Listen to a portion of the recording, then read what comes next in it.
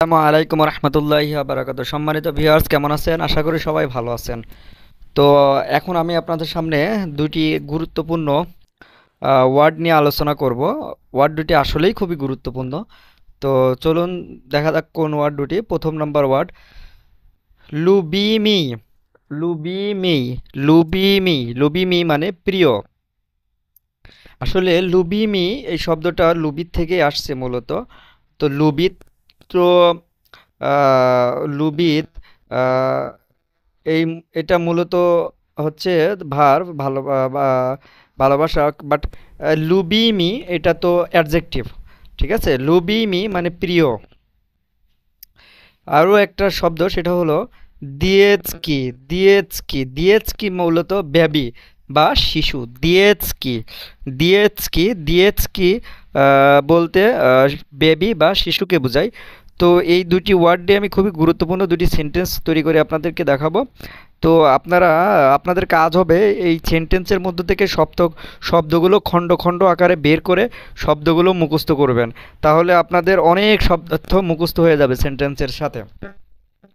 তো ভিউয়ার্স, আপনারা যদি রাশিয়ান ভাষা শিক্ষার বই নিতে চান, আমার সাথে ফেসবুক পেজে যোগাযোগ করবেন।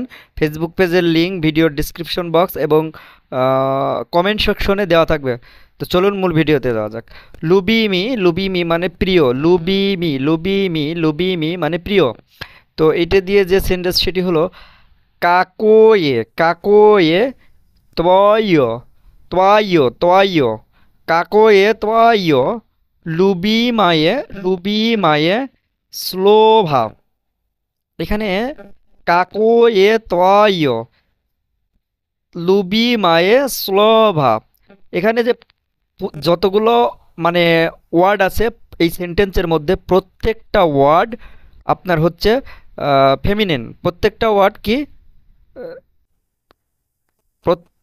প্রত্যেকটা ওয়ার্ড, সরি, এখানে হচ্ছে আপনার প্রত্যেকটি ওয়ার্ড নিউটর।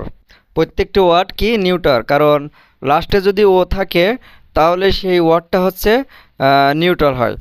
তো লুবিমি, লুবিমি মানে প্রিয়। কাকো এ তোয়াইও, তোয়াইও, তোয়াইও লুবিমায়ে স্লোভা। আপনার প্রিয় শব্দ কি? কাকো এ তোয়াইও, আপনার কাকো এ তোয়াইও আপনার কি? লুবিমায়ে মানে প্রিয়, স্লোভা শব্দ। তো আপনার প্রিয় শব্দ কি, এটাকে যদি ভালোভাবে বলি তাহলে হবে কাকোয়ে তোয়াইও লুবি মায়ে স্লোভা। কাকোয়ে তোয়াইও লুবি মায়ে স্লোভা, আপনার প্রিয় শব্দ কি? তো এখন আমি আপনাদের সামনে যে ওয়ার্ড নিয়ে আলোচনা করবো সেটা হলো দিয়েৎস্কি। দিয়েৎস্কি মানে বেবি। দিয়েৎস্কি মানে কি? বেবি। তো সেন্টেন্সটি হলো ইয়া উজনাল এতা। ইয়া উজনাল এতা মানে আমি শিখেছিলাম বা আমি শিখেছি। আহ, এখানে কেন? কারণ লাস্টে উজনালের লাস্টে এল আছে। তো এটা হচ্ছে এর জন্য এটা অতীতে হবে। আমি শিখেছি, আমি এটা শিখেছি, অথবা আমি এটি জেনেছি। ঠিক আছে, এমন বোঝাবে।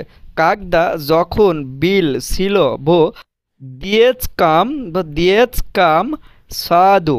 দিয়েছ কাম সাধু মানে কিন্টার গার্ডেন। আপনারা এটা মাথায় রাখবেন যে দিয়েছ কাম সাধু মানে কিন্টার গার্ডেন।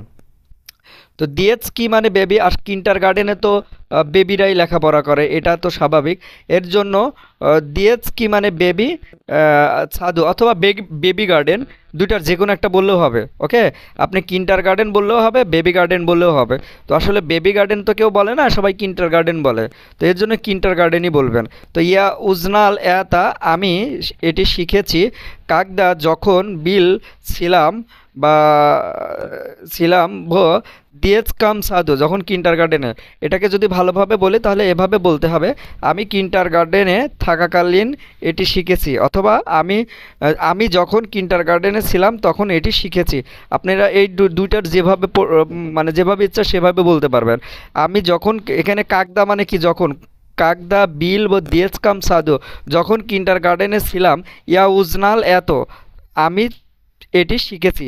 এটাকে যদি ভালোভাবে সেন্টেন্সটিকে সাজায় গুছায় বলে, তাহলে এভাবে বলতে হবে, আমি গার্ডেনে থাকাকালীন এটি শিখেছি, অথবা আমি যখন কিন্ডারগার্টেন ছিলাম তখন এটি শিখেছি। তো সবাই ভালো থাকবেন, সুস্থ থাকবেন, আল্লাহ হাফেজ।